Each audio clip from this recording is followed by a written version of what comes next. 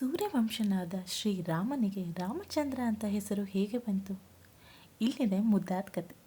ಸೀತೆ ಅಯೋಧ್ಯೆಗೆ ಬಂದಾಗ ಒಂದಿನ ಸೀತೆ ರಾಮನ ತಾಯಿ ಕೌಸಲ್ಯ ಹತ್ರ ಬಂದು, ರಾಮನು ಸೂರ್ಯವಂಶಕ್ಕೆ ಸೇರಿದವನು, ಆದರೆ ನೀವು ಅವನನ್ನು ರಾಮಚಂದ್ರ ಎಂದು ಏಕೆ ಕರೆಯುತ್ತೀರಿ ಎಂದು ಕೇಳ್ತಾಳಂತೆ. ಅದಕ್ಕೆ ತಾಯಿ ಕೌಸಲ್ಯವು, ರಾಮನು ಚಿಕ್ಕವನಿದ್ದಾಗ ಚಂದ್ರನನ್ನು ತನ್ನ ಪಕ್ಕದಲ್ಲೇ ಮಲಬೇಕೆಂದು ಬಯಸ್ತಾನೆ. ಆದರೆ ಅವನು ಎಷ್ಟು ಜೋರಾಗಿ ಚಂದ್ರನನ್ನು ಕರೆದರೂ ಅದು ಆಕಾಶದಲ್ಲೇ ಇದ್ದ ಕಾರಣ ನಾವು ಉಪಾಯ ಮಾಡಿ ಈ ಪುಟ್ಟ ರಾಮನ ಹಾಸಿಗೆಯ ಪಕ್ಕದಲ್ಲೇ ನೀರಿನ ಮಡಕೆಯನ್ನು ಇಟ್ಟೆವು.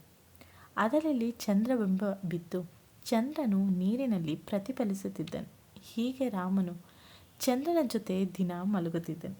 ಅದಕ್ಕಾಗಿ ನಾವು ಅವನನ್ನು ರಾಮಚಂದ್ರ ಎಂದು ಕರೆಯುತ್ತೇವೆ ಎಂದರು. ಇದು ಕಥೆಯಾದರೆ, ಇನ್ನು ಶ್ರೀರಾಮನಿಗೆ ರಾಮ ಅಂತ ನಾಮಕರಣ ಮಾಡಿದವರು ಯಾರು? ಶ್ರೀರಾಮನಿಗೆ ರಾಮ ಅಂತ ನಾಮಕರಣ ಮಾಡಿದ್ದು ರಘುಕುಲದ ಇಕ್ಷ್ವಾಕು ವಂಶದ ಗುರುಗಳಾದ ಮಹರ್ಷಿ ವಸಿಷ್ಠರು.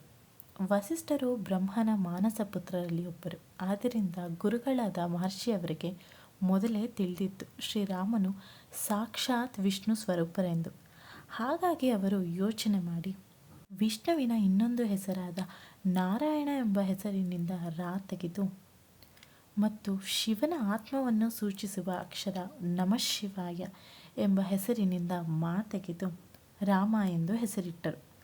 ಸಹಸ್ರನಾಮ ಹೇಳಲೂ ಸಾಧ್ಯವಾಗದೇ ಇದ್ದವರು ಸಹ 3 ಬಾರಿ ಶ್ರೀರಾಮನ ಜಪ ಮಾಡಿದರೆ ಸಾಕು. ನಾನು ಮೇಘನಾ. ನನ್ನ ವೀಡಿಯೋಸ್ಗಾಗಿ ಲೈಕ್, ಶೇರ್ ಹಾಗೂ ಸಬ್ಸ್ಕ್ರೈಬ್ ಮಾಡಿ. Thank you.